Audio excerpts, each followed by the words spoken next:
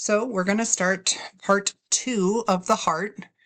We last time in the last 2 videos discussed some general concepts of the heart and what they wanted us to know about the electrical system of the heart. Now the next section in the book kind of includes a couple of the concepts that we have talked about already. The cardiac mechanical activities are listed here. We're going to start talking about more of the parameters of cardiac function in this section. So we've already established that the muscle contraction is due to an electrical activation, the atria before the ventricles. The ventricles eject the stroke volume, both into the aorta and the pulmonary system. Our stroke volume equals our end diastolic volume minus the end systolic volume. And I hope that that is something that makes sense to you guys as we move through. We'll talk more about that. That really helps us understand that better.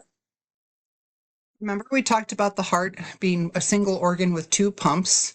The cardiac muscle contains, which we talked about, the actin and the myosin lined up with the sarcomeres.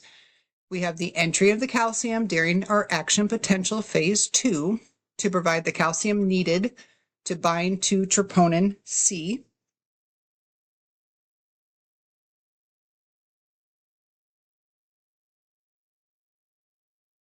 Binding of calcium to troponin shifts tropomyosin, exposing actin binding sites to the myosin heads.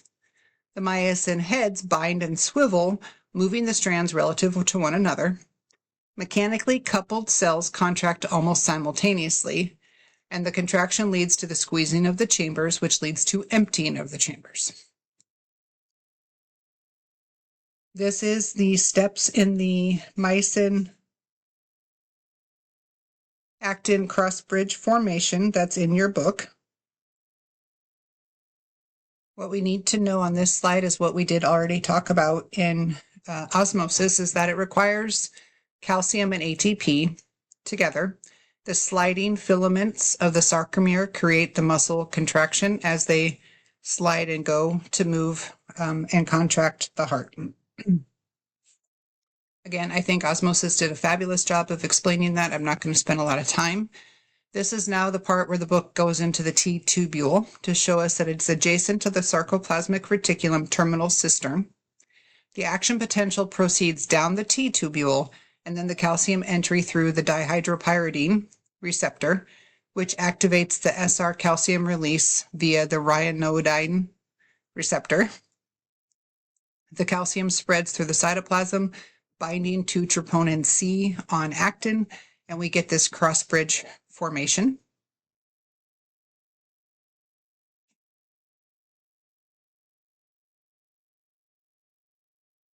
This was explained again in our osmosis videos that we watched up until this point of the cross-coupling contraction in the heart cells. I'm going to let us watch it then one more time to really lay it in and hit home for us. Here we go. When a depolarization wavefront hits a cardiomyocyte, a few calcium ions flow through gap junctions. And if a threshold membrane potential is reached, then sodium channels start to open up. If there's a depolarization, then ions start to move across the cell membrane, and that's where the T-tubules play a key role. During the part of the cardiomyocyte action potential when calcium ions flow into the cell, the presence of T-tubules helps bring calcium deep into the cell. Once this extracellular calcium gets inside, it binds to the ryanodine receptors on the sarcoplasmic reticulum, which releases even more calcium into the cell, a process called calcium-induced calcium release. The calcium helps activate 2 contractile proteins, actin and myosin, which are called myofilaments, and are ultimately responsible for cell contraction. And that's the key moment when the chemical signal is converted into a mechanical signal. When calcium ions enter the cardiomyocyte, they bind to troponin C, which is attached to a long thin protein called tropomyosin. Tropomyosin is draped around yet another protein filament called actin, where it covers up binding sites, so that the actin can't be bound by myosin heads which are lurking nearby. This is kind of like a protective parent that doesn't want their child to go out on a date. Those calcium ions bind to troponin C, and that causes tropomyosin to slide off of the actin filament, exposing the actin binding sites. At that point, myosin heads bind to actin, and this forms a cross bridge. When the parent's away, the children will play. The myosin head pushes past the actin with a power stroke, effectively pulling the actin and myosin filaments past one another and shortening the muscle. The myosin does this a few times with actin, binding, sliding past, reattaching, and then repeating this process and using up ATP along the way. The myosin head looks kind of like an oar in a boat. It hits the water, shifts, then comes out, and this only works in the presence of calcium ions. Eventually, calcium ions are removed by ion transporters that rely on ATP or concentration gradients. Most of the calcium gets moved back into the sarcoplasmic reticulum, or the extracellular environment, and some also moves into the mitochondria. Once that calcium is gone, the troponin goes back to its original shape, which blocks the binding sites on the actin and prevents more cross bridges from forming. Alright, as a quick recap. Cardiac excitation-contraction coupling is when an action potential is converted into mechanical energy. Calcium ions move into the cell via T-tubules and bind to troponin. The troponin changes conformation and exposes more of the actin filament, which has binding sites for myosin. Myosin-actin bridges form using ATP and are part of the power stroke that pulls actin and myosin close together, forming the basis for muscle contraction.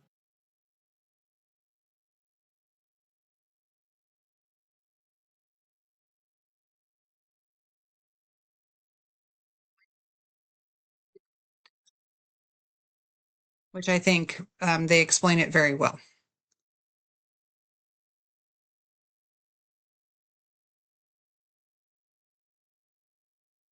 Next, we move on to talking about the sympathetic nervous system and how it increases contractility.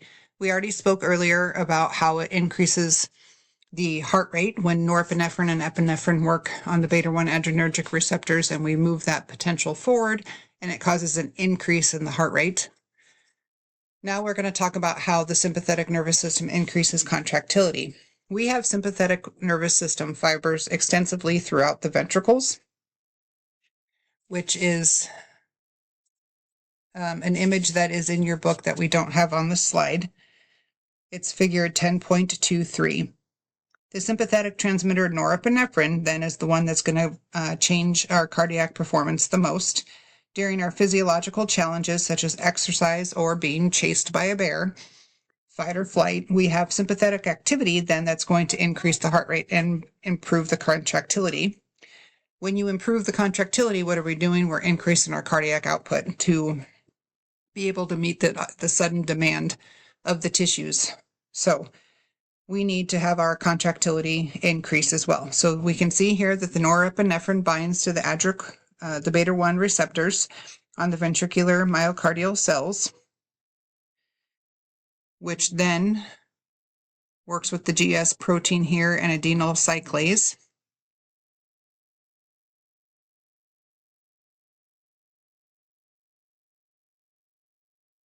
So we're going to increase our intracellular CAMP, followed by activation then of what we spoke of before, the pKa.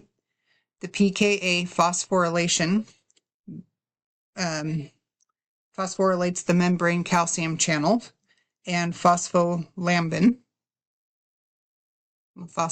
here.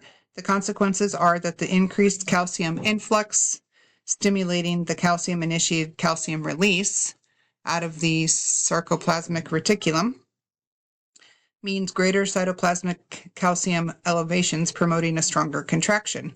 Greater amounts of the calcium stored in our sarcoplasmic reticulum is released, increasing the strength of the subsequent contractions and the faster rate of relaxation in diastole. So it's this set of changes that contributes to the increased stroke volume, which increases our cardiac output.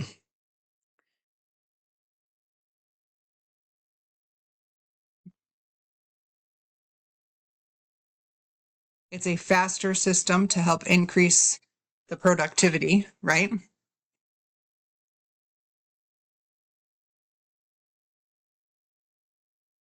All right, so when we're talking about the stroke volume, so we're beginning to talk about the parameters of hemodynamics and cardiac output and all of these terms that maybe you guys are very familiar with if you've worked in a lot of ICU settings. But we are going to start breaking down the hemodynamics and all the different cardiac parameters that affect cardiac output. So remember when we say stroke volume, essentially we're talking about what? It's the amount of volume ejected from the left ventricle during systole. And so that volume, that the amount of blood that's going to be able to get into the arterial system, is going to have a couple of different factors that will decide how much of the volume is going to go out. Okay. So one, we have preload, which is the degree of ventricular filling. So at the end of diastole, the volume that we have then, so at the end of the ventricles at rest, when the water balloon has stretched as full as it's going to, that is our preload. So that is the volume coming into a ventricle to stretch it like the water balloon. So at the very end, right before it's going to begin contraction, at the end of diastole, that is our volume. So that's the volume we have to work with. That is the volume, the bucket, the balloon full of the blood that we're going to eject during the contraction. So if I want to eject the amount of blood that's going to come out with my systole, I need to fill up the water balloon more, which is increasing our preload. So if we increase the volume that is allowed to come into the ventricle, then I'm going to be able to also, ergo, have increased volume getting squeezed out of the ventricle. Okay, so if I want to talk about how I can influence my stroke volume, I can manipulate my preload. If I increase my preload, I'm going to have more volume in my stroke volume. If I decrease my preload, I'm going to decrease my stroke volume. Same thing that's going to affect that amount that's able to get ejected during systole is going to be how much pressure I need for afterload. So now we're talking about the pressure that the heart must generate to open the aortic valve and get the blood out. So how hard does my heart have to work to get that blood to come out? And now this means that the increase in afterload is going to decrease the amount of volume I can actually get out. So the harder the heart has to work to get blood out, the less it's going to do. And so inversely, if I decrease afterload, so I decrease the pressure that the ventricle has to make, then the ventricle is able to squeeze out more. So I can inversely manipulate my afterload to change my stroke volume. So preload and afterload, if I go down in preload, I go down in stroke volume. If I go up in preload, I go up in stroke volume. But afterload is inverse. So if I go increase my afterload, I'm going to decrease my stroke volume. If I decrease my my afterload, I will increase my stroke volume. Then the other thing that's going to affect my stroke volume is going to be my contractility. So the ability then of that muscle to generate that force primarily depends on the sympathetic nervous system stimulation and how norepinephrine action is working on that beta-1 adrenergic receptor site. So these are some of the factors that we are going to begin to have to understand when we're talking about this. Okay, so we're talking about preload influences stroke volume. This is the part one, and this is Frank Starling's law of the heart. So, let's get into that. More than a century ago, two physiologists, Otto Frank and Ernest Starling, discovered that as the heart gets filled up with more blood during diastole, it contracts harder and pumps out more blood during systole. Naturally, they came up with the Frank-Starling law to explain this relationship. To understand the relationship, let's zoom into the walls of the ventricles.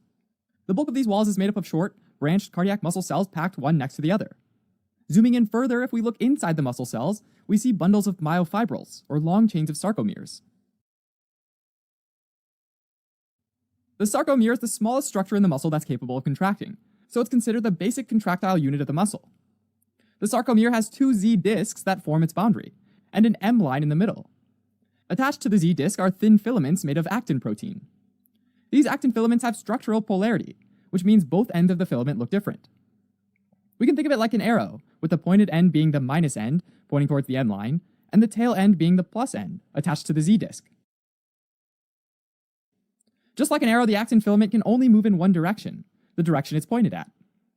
Attached to the M line are the myosin filaments, which are thick bundles of myosin proteins with two globular heads. During a muscle contraction, the myosin heads grab onto the actin filaments and pull them towards the M line, which brings the two Z discs closer together. Overall, the amount of tension developed, or the force of muscle contraction during systole, depends on the number of myosin heads that bind to actin. And this number directly depends on the length of the overlapping section between actin and myosin filaments. The length of the overlapping section depends on the overall length of the sarcomere. And the length of the sarcomere depends on how much blood fills the ventricle during diastole, because that affects how stretched out the overall muscle wall and each sarcomere within it end up being. This relationship is known as the cardiac length-tension relationship, and it can be shown by this graph, with the sarcomere length or the ventricular end diastolic volume on the x-axis, and the tension or pressure developed within the ventricle during their contraction or systole on the y-axis. So let's imagine that the ventricles are mostly empty, with almost no blood in them. This would mean that there's nothing stretching the muscles in the ventricular wall, so the length of the sarcomeres are really short. At this length, the two Z discs are pulled close to each other and there's not much room for further contraction. Furthermore, the actin filaments from each side of the sarcomere cross the M line and overlap. Since actin can be pulled only in one direction, towards the midline, myosin has to attach and pull the actin filament with the right structural polarity, the one pointing in the same direction as the myosin pulls. So when the actin filaments overlap, myosin is prevented from binding to its own actin filament by the actin filament from the other side with the wrong polarity. As a result, very few myosin-actin attachments are made and the cells can contract only very weakly during systole. On the graph, we can see near the point of origin, the short length of myocardial fibers corresponds with a low contractile force. As the ventricles fill with more blood returning through the veins, their walls get more and more stretched, and that stretches out every single sarcomere in the muscle cells as well. This means that there's more space, and no actin overlapping, which allows more myosin heads to properly interact with actin, and as a result create more force, or tension, during contraction. Looking at the graph, this would make our curve move steadily upwards with increasing force as there's increasing volume. This stretching can go until it exceeds a maximal point, after which things start getting too stretched out. This means the Z discs are so far apart from each other that there's only little overlap between actin and myosin filaments, and actin gets out of reach from the myosin. As a result, there's a decreased number of myosin heads that manage to attach to actin and pull it towards the M line. This leads to a decreased force of contraction, so the curve starts falling off again. Now that we've seen the relationship between length of the sarcomeres and tension during contraction and systole, let's look at the Frank-Starling relationship. This can also be plotted onto a similar graph, with the ventricular end diastolic volume on the x-axis, and the stroke volume, which is the volume of blood pumped out by the ventricle with each heartbeat, on the y-axis. So at the start of the curve, near the bottom left-hand corner, we have a low end diastolic volume, meaning very little blood in the ventricle at the end of diastole.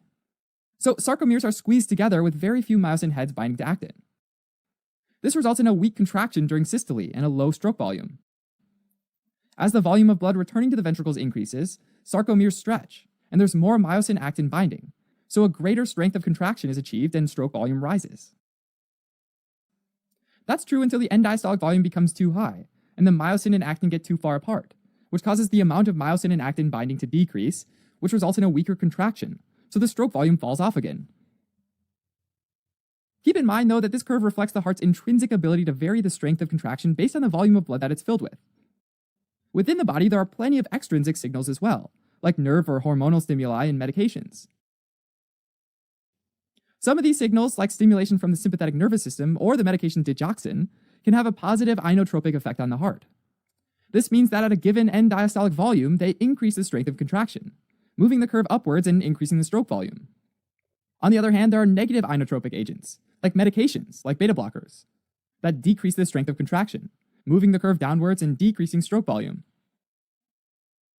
Alright, as a quick recap, the Frank-Starling relationship between end diastolic volume, contraction strength, and stroke volume states that the strength of ventricular contraction and the volume of blood ejected by the ventricle depends on the blood volume present in the ventricle at the end of diastole.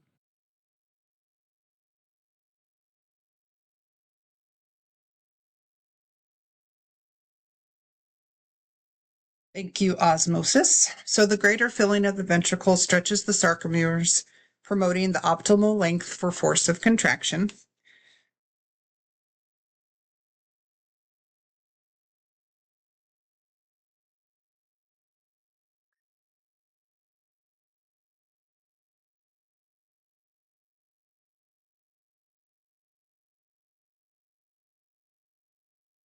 So the second factor that we talked about is that preload influences our stroke volume, right? So the greater filling the preload produces greater stroke volume. This relationship is modulated by contractility. So increased contractility improves stroke volume at any preload. Decreased contractility reduces stroke volume at any preload.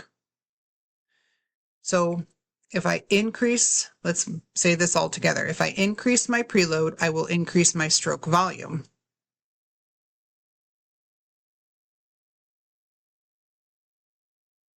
But if I increase my contractility, I'm also going to increase my stroke volume at any preload. So it's kind of saying the same thing in a weird way, as you can see here in these on this slide here. What this is showing us is that increased contractility that could result from our sympathetic stimulation shifts the curve upward, so the purple becomes the green, increasing the stroke volume at each level.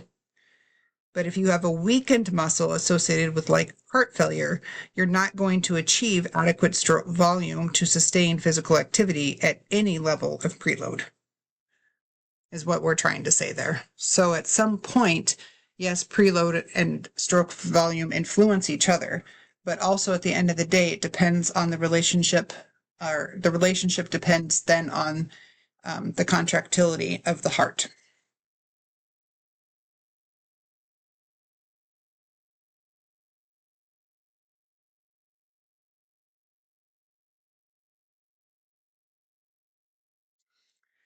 What your book also talks about that I wanted to point out is that it says physiologically, increased preload occurs during exercise because muscle activity squeezes the veins, increasing the volume of venous return to the vena cava and to the heart. So one of the mechanisms our body does when we start to exercise and we need more cardiac output. So I need to increase my stroke volume. I need to increase my preload.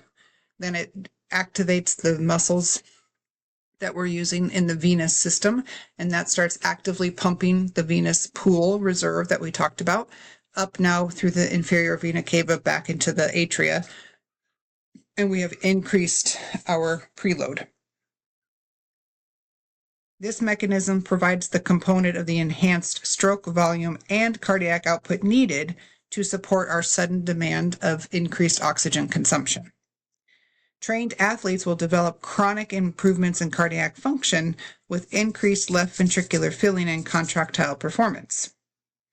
So as a really well-trained athletic person, one indication that you are in incredibly good shape as an athlete is that you will have a slower resting heart rate because you have improved your baseline left ventricular filling and output.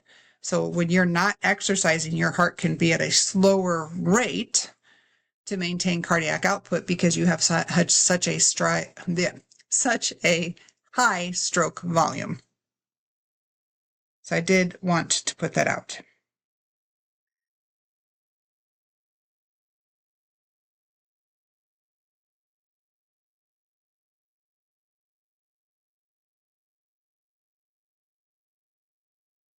I did want to point out again, what they're saying is that the positive inotropic, when we are talking here, the positive inotropic effect of the sympathetic stimulation is seen at any preload.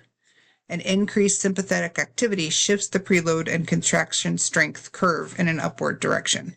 So the result is you do get greater contractile strength and stroke volume at any level of preload. I hope that's all making sense to everybody.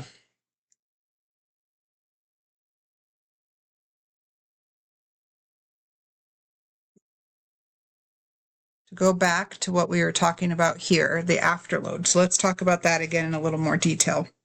So your afterload is your force experienced by the ventricle after the contraction has started, meaning, that's also a weird way to say it, the force now that my ventricle meets is my afterload. And so that's also the force that is needed to overcome opening the aortic valve and the ejection to begin.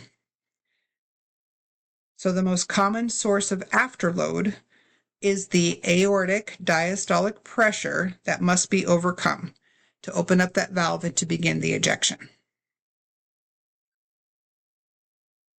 An aortic diastolic pressure increases. If that happens, like in high blood pressure, the myocardial cells must generate greater systolic pressure to initiate the ejection. So this burden reduces the speed of the valve opening and slows the velocity of the ejection once the valve is open. So then overall, the increased afterload therefore reduces my stroke volume and at the same time increases the work of the heart. So if I have increased afterload, I have a high pressure sitting there that my ventricle needs to overcome to open up the aortic valve and to begin ejection. So if I have aortic stenosis, as an example, what's going to happen? I can't open up. I keep the valve narrowed, stenosed, and so now my stroke volume is going to decrease. But my heart muscle, my contractility has to work really hard to even get a decreased stroke volume out.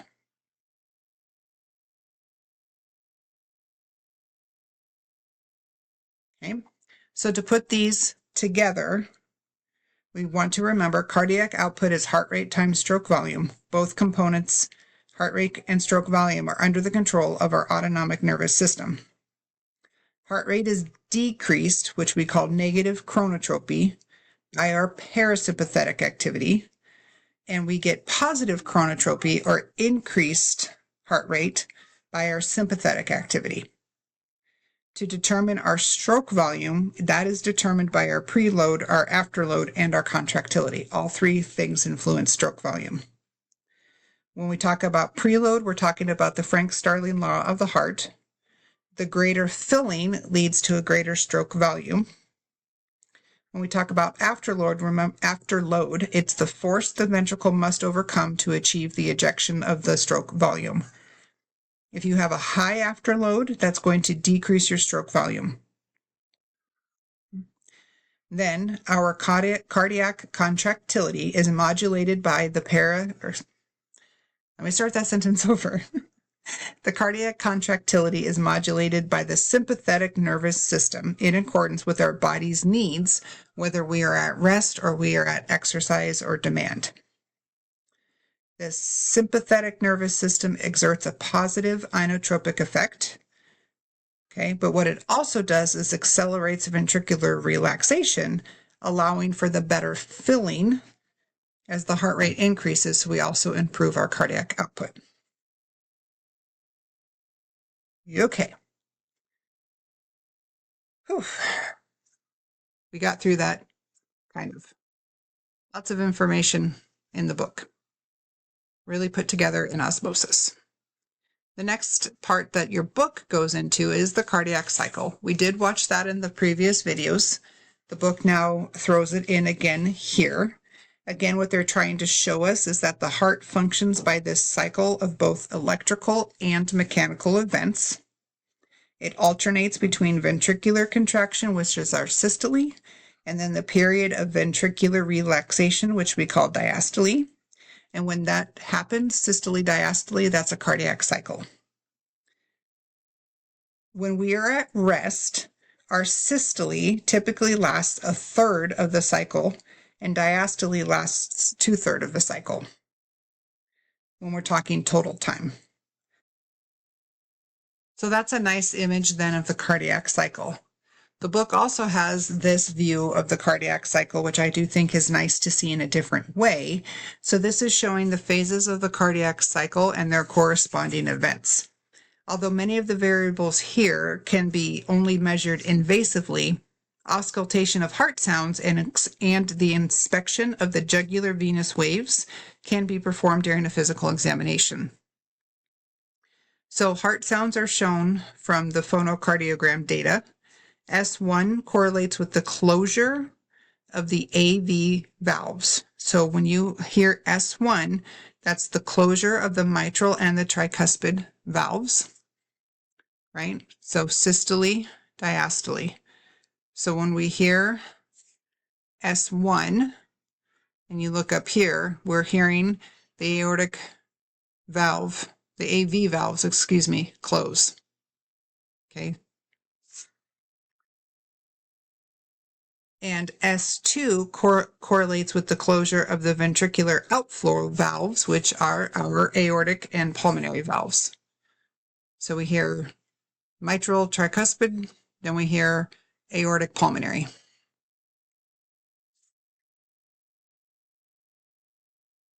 S3 can be heard during rapid ventricular filling and early diastole, where the atrial pressures vary during the cardiac cycle and can be deduced from the pulsations reflected back to the jugular vein from the right atrium. And we can see the abnormal jugular venous filling. What I think, though, here that's really nice to know is what are we seeing when we compare it to the previous cycle before, is our heart tones and where they are corresponding into our peak QRS. So when you hear S1 and then you hear S2, we are in the middle of our cycle, right? So S1 should be close to the QRS happening, which is then the ventricular depolarization or squeeze during systole. And then diastole is where we would hear the S3. And it's kind of showing it that way through. One of the ways that you can also look at a cardiac cycle is through the pressure volume idea and these kind of loop volumes, if you will. So this one is showing the pressure volume loop. So the pressure volume loop describes changes in both our pressure and our volume as they're taking place during the cardiac cycle. So when we talk about end diastolic pressure and the volume relationship curve, what we're trying to say is how easy is it to fill the ventricle? And it's not that easy. These figures here, we can see that they are moving in a counterclockwise direction. At point A, okay, this is then the atrial pressure. Think about this. The atrial pressure now is exceeding that in the ventricle, which is what causes the mitral valve to open and permit the initial filling of the still relaxed ventricle. So A, we're seeing is the mitral valve open. Okay.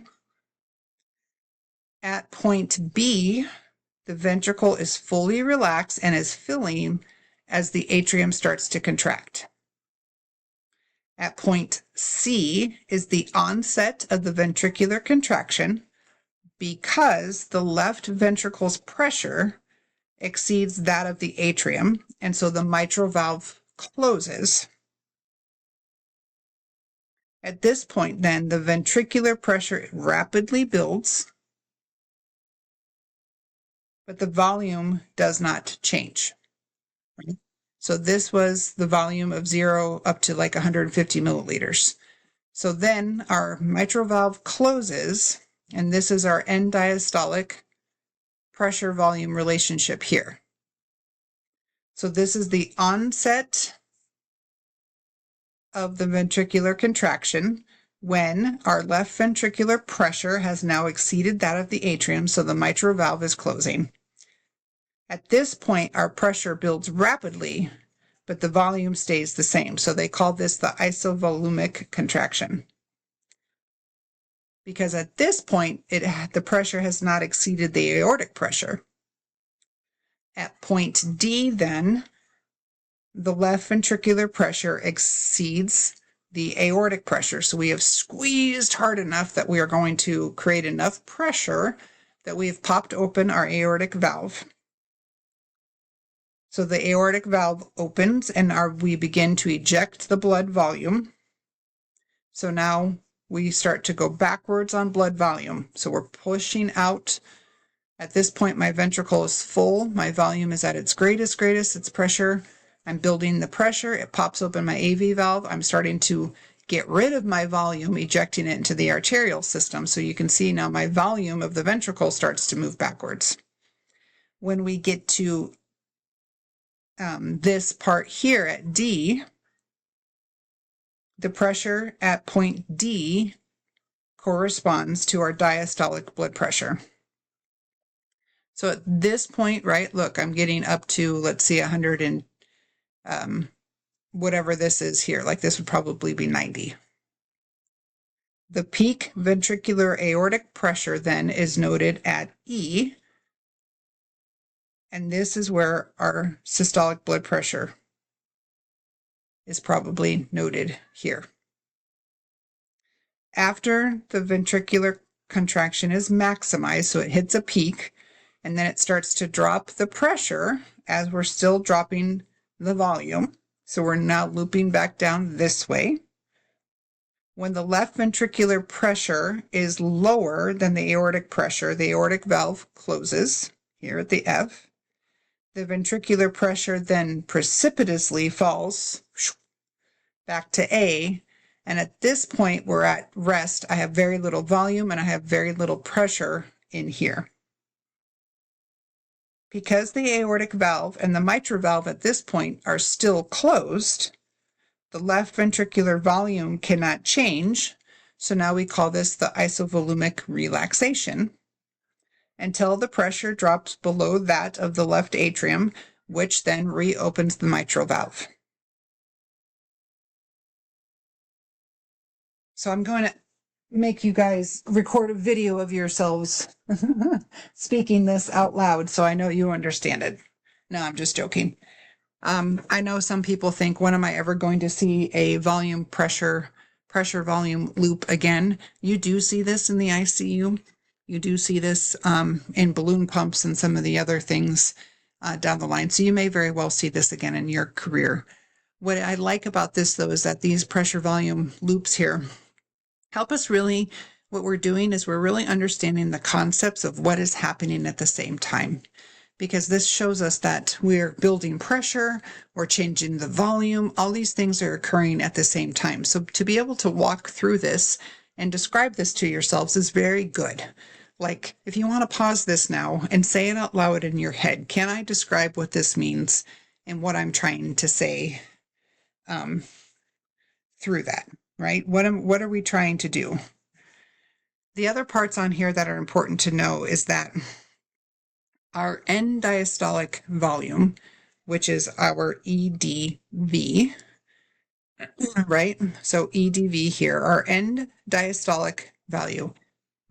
So at the volume, at the very end of rest, our end diastolic volume is corresponding to the total volume in the ventricle achieved during diastole. So at this point here is our end diastolic volume. And that's really important because think of that this way. That is the total volume in the ventricle achieved during the diastole phase. So that is the total volume I get after my complete balloon filling, right? So is my end diastolic pressure reflective of my preload? Right? Does that make sense?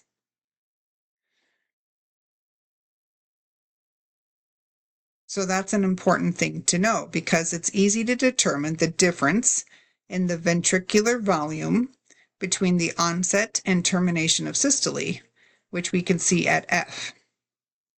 So this volume is the stroke volume, which is the volume of blood that's ejected during the single cardiac cycle. Okay. So let's say that one more time, make sure we're understanding what we're seeing here. The EDV is our end diastolic volume, and that is showing us the total volume in our ventricle during diastole. Okay. So at the end of diastole, our end diastolic volume, that volume is now our preload. That is the volume that came into the ventricle to stretch it as far as it was going to go with that maximum stretch, maximum fill. That is my preload. The other name for this then at this time is my stroke volume. So using this here, what you would say is that the difference between your ventricular volume between the onset and the end of systole. So when systole starts and when systole finishes is what we would see here, which is our stroke volume. A portion of, this is important to remember, I'm sure you guys know this, but let's refresh our brain. A portion of the left ventricular blood remains in the heart after each contraction. You don't actually squeeze that ventricle empty. The residual volume remains because the heart cannot completely empty during a single cycle.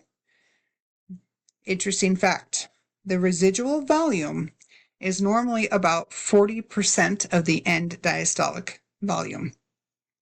So, a commonly used index of cardiac function is the ejection fraction. It is calculated as the stroke volume divided by our end diastolic volume, which is typically around 60%. Okay? So now you guys can explain to people much more clearly what your ejection fraction is, right?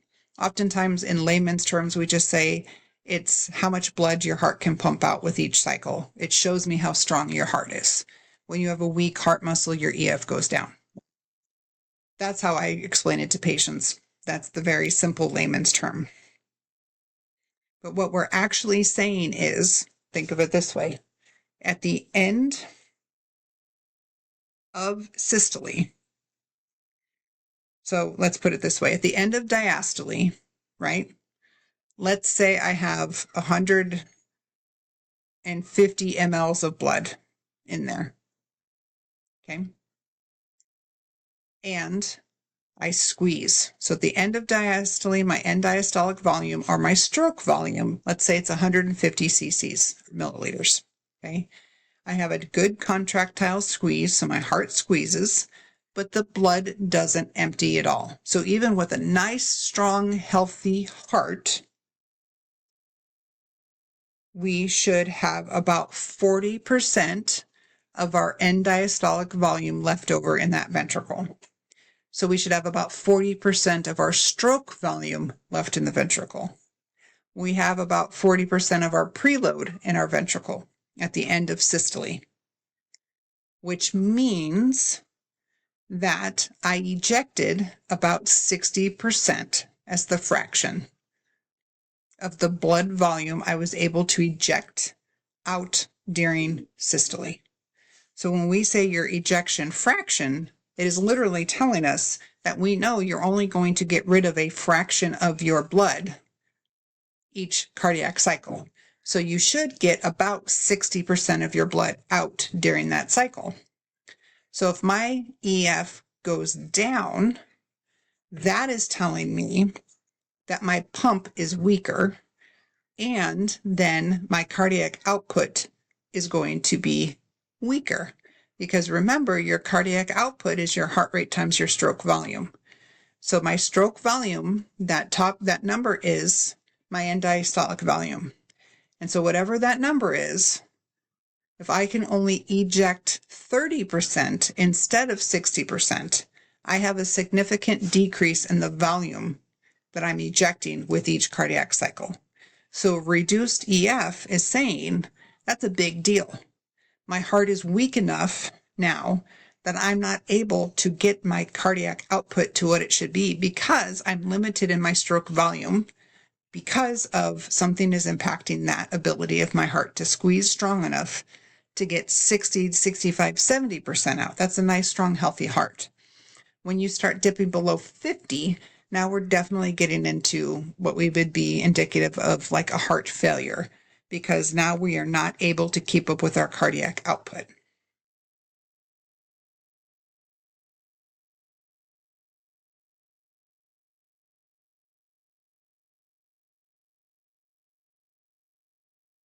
And that's what we just talked about through there. I like the other one better. I think it's easier to understand what we're saying when we can see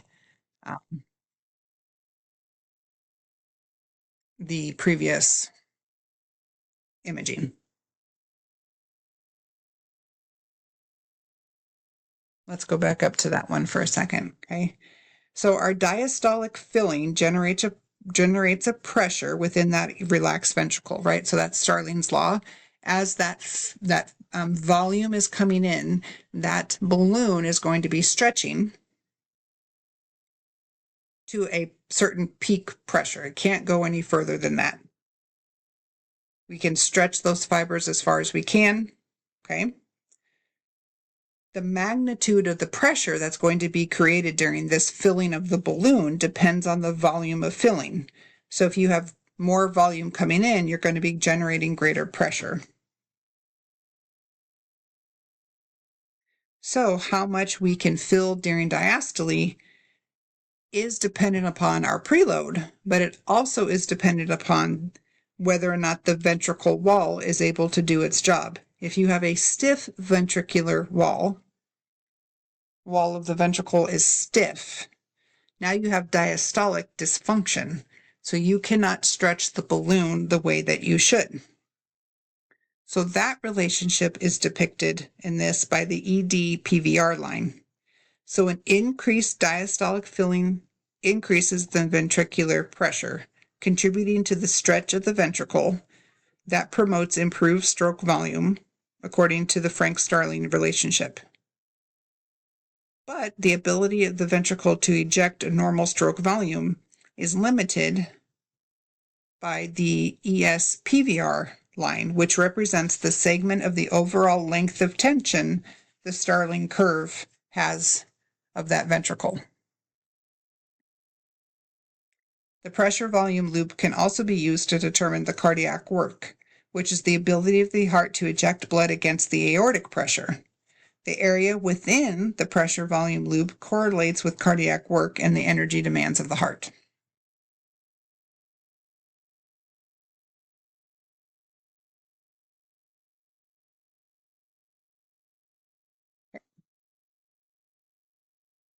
So next we go into the idea of what happens when we increase preload. So now we're talking about a pressure volume loop to a certain degree here with preload changing. So what we're seeing here is that because of the Frank-Starling mechanism, increased preload increases our stroke volume, because the more I stretch and fill, the more I'm going to be able to eject. But an increased preload also increases cardiac work and metabolic demand. In contrast, the increase in the peak systolic pressure is relatively conservative. So this is showing us that the widening of the stroke volume suggests that increased preload will also increase cardiac work and metabolic demand.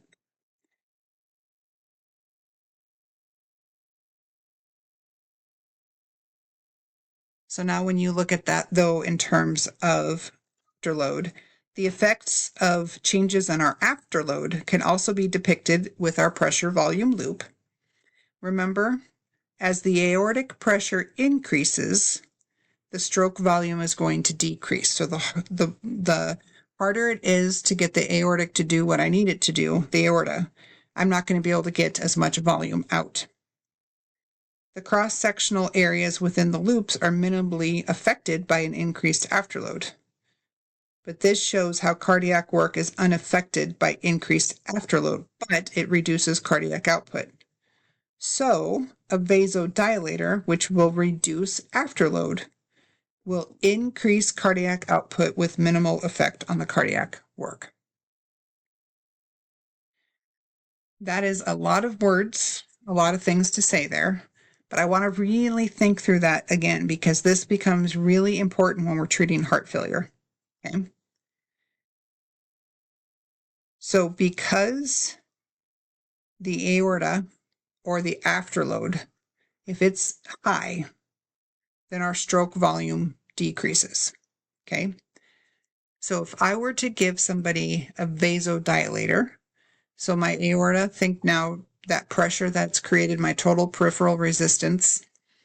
In order to overcome that total peripheral resistance in the arterial system, I have to generate enough pressure to open up the aortic valve and to overcome that. So if I'm really constricted and tight and I've created a very narrow opening, I'm not going to be able to get as much stroke volume through that narrowness of that plumbing, and my heart's going to have to work really hard, right? If I open that plumbing and I vasodilate, so I give a drug that's a vasodilator, I'm reducing the pressure, I'm reducing the afterload. It's going to increase my cardiac output, but it's not going to ask my heart to work any harder. It just relaxes the vascular system, and this becomes important down the line.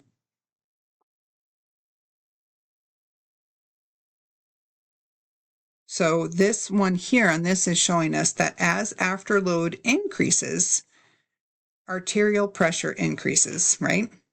The ventricle has to work harder to overcome high diastolic pressure to open the aortic valve, and it must continue to have even stronger contraction to eject the stroke volume against a rapidly rising systolic pressure. So those factors result in a decreased stroke volume, but you're still working the cardiac work the same. This becomes apparent as we get further down and talking about things with stroke volume and vasodilators and all of those things. So when we're talking again about this whole time, it's been the heart as a pump and how it functions. We're going to talk it through one more time to wrap it up. Okay. The cardiac cycle is a coordinated sequence of electrical and mechanical events responsible for generating the rhythmic contractions of the heart during systole and relaxation of the heart for filling during diastole. Our cardiac output is our stroke volume times our heart rate, and those are going to vary depending on the body's oxygen requirements, whether we're at rest or with exercise. Our heart rate is under our autonomic control. Our stroke volume depends on extrinsic control with the sympathetic nervous system because it will act as a positive inotrope. The factors that affect our stroke volume would be preload, afterload, and contractility. Relaxation of the ventricle is regulated by our sympathetic nervous system as well.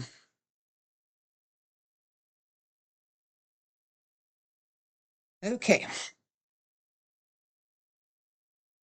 Talking about the actual blood flow to the heart itself, to our cardiac muscle itself. Let's review this. In normal cardiac function, the delivery of oxygen typically matches myocardial oxygen demands. The heart has very high oxygen extraction of 70 to 75% at a resting heart rate and contractility.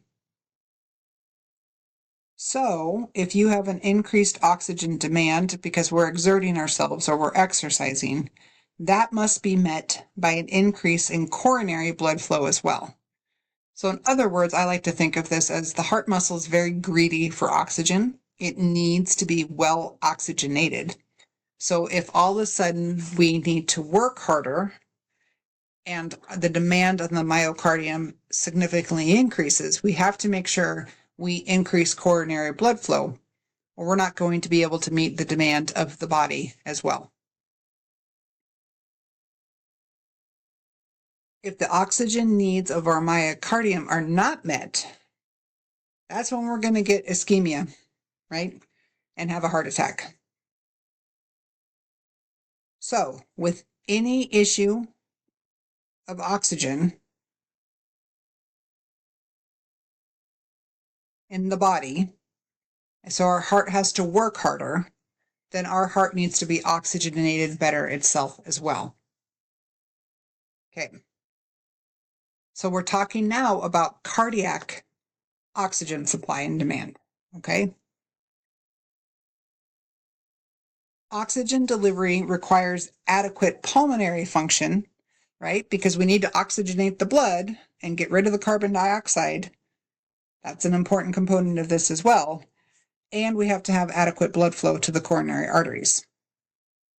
So since the coronary oxygen extraction rate is so high, the delivery of oxygen to the coronary tissues must be carefully regulated.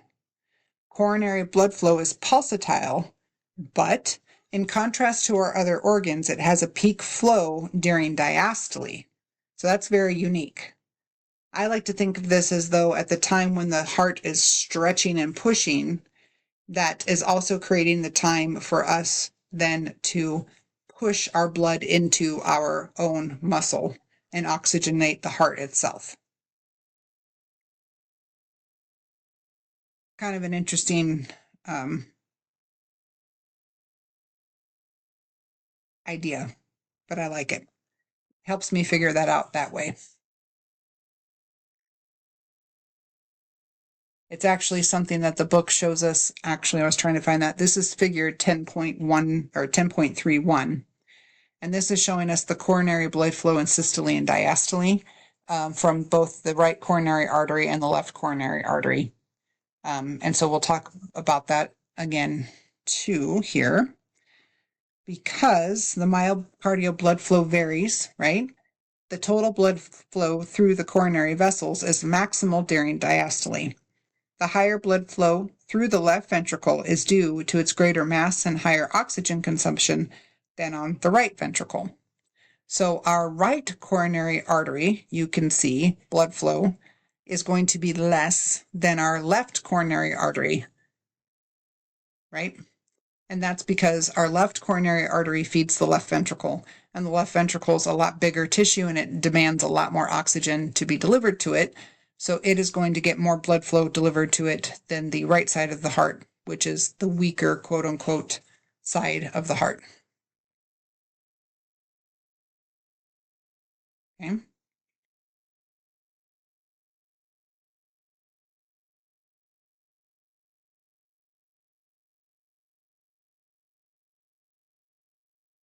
During systole, the cardiac muscle contracts and compresses the coronary vasculature, increasing its local resistance and limiting blood flow.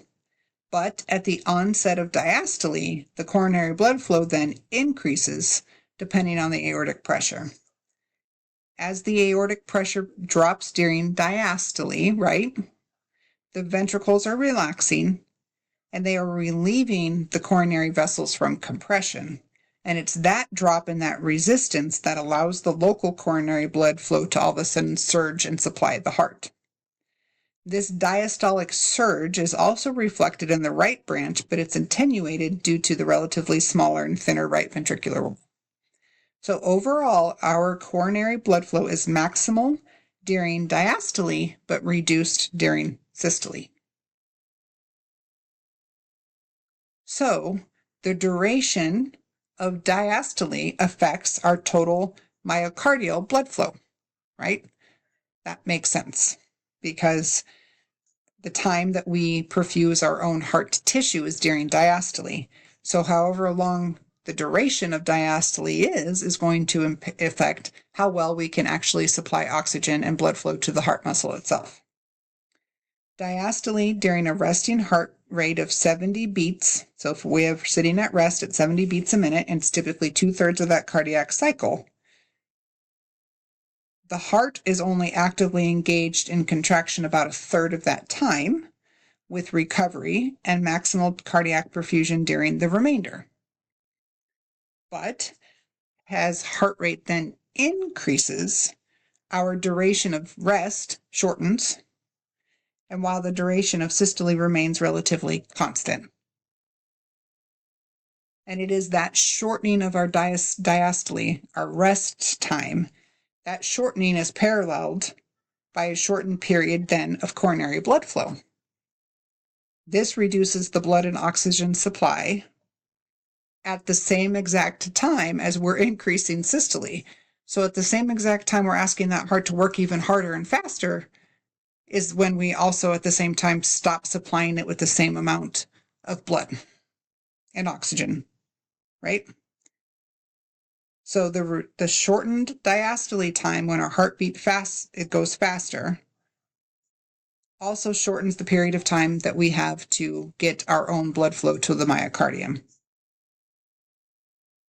So you are at greater vulnerability to ischemia or problems when your heart rate increases, especially if patients then have compromised coronary arteries due to arterial sclerosis. So that's why sometimes people that get very symptomatic with exertion is that even at narrowed blockages, because the narrowed blocking when our heart rate goes faster, that little bit of narrowing is enough to make a big difference because we don't have the same amount of time to deliver blood supply and oxygen to the coronary arteries themselves. Okay. The other part to point out here is that the majority of the flow to the left ventricle is what we're talking about during this time, because the right ventricle does get it between both diastole and systole because it doesn't need as much in the way that the compression works, and that smaller, thinner ventricle makes things different. Coronary vessels travel epicardially, giving rise to branches that feed the thickness of the myocardium. We'll see that again here in a minute. Our rich capillary networks surround our muscle cells, so we can have collateral connections between the vessels that can provide flow around the blocked regions. The high oxygen extraction of 70 to 75% of oxygen is removed due to high rate of aerobic metabolism. The mitochondria make up about 30% of the myocardial cell volume. They need a lot of oxygen to work.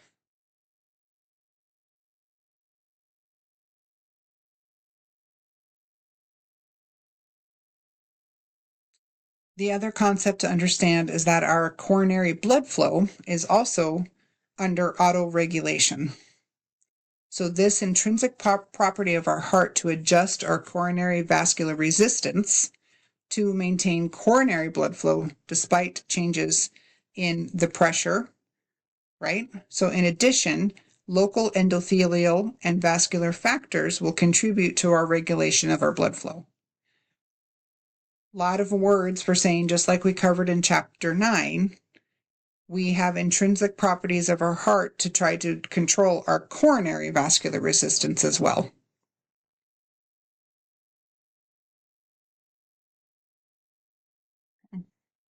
This one here is showing us, again, the factors that reduce coronary blood flow.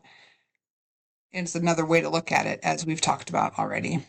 The increased heart rate means less time in diastole, so less time to fill the coronary arteries. Our increased ventricular systolic pressure creates pressure within the wall, and that compresses our coronary vessels. If we have atherosclerosis, we will get turbulence in the coronary arteries, but we also eventually will have narrowing of the lumen.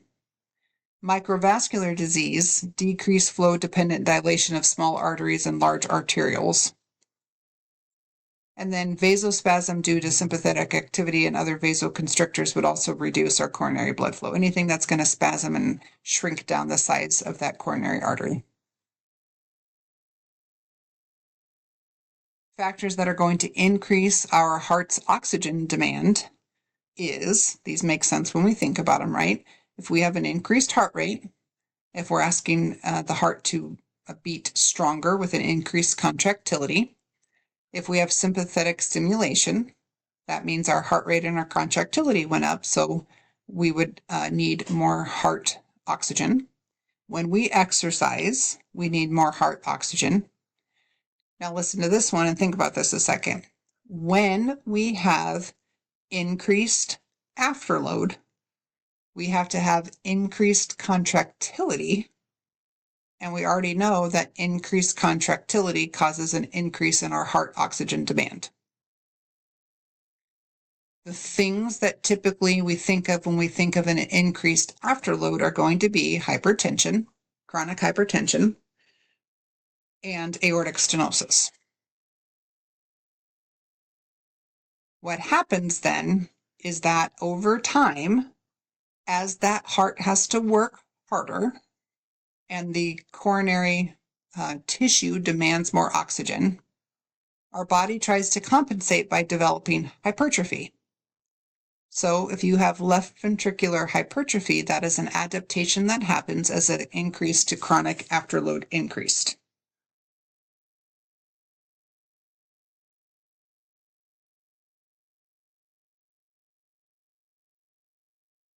Okay. This is a picture of our coronary blood supply, which I think is nicely shown here for us. Those of us that have worked in the cath lab before, we know this probably well. Maybe those of us in ICUs that read a lot of 12 leads would know this well, or work in cardiovascular units might know this. Maybe some of you need a good refreshing of this, so let's talk this through. The left and right coronary arteries arise from our proximal aorta, behind the cusps of the aortic valve, and they travel in the epicardial layer, giving rise to branches that penetrate into the myocardium itself.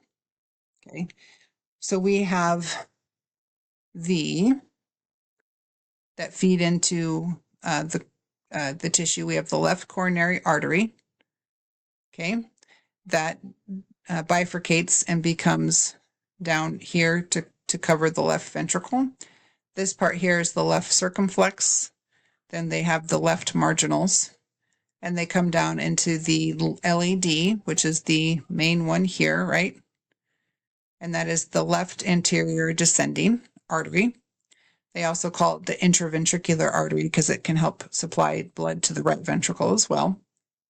Then we have the diagonals coming off of the LAD. Then from this main coronary artery here, then we have the right coronary artery that comes down here. From the right coronary artery, we get the posterior descending artery, or the PDA, that's feeding the back of the right ventricle. Then we have the right marginal artery as well. So that's a nice picture for us to review the coronary arteries themselves. And they travel along the epicardium so they can feed into the myocardium.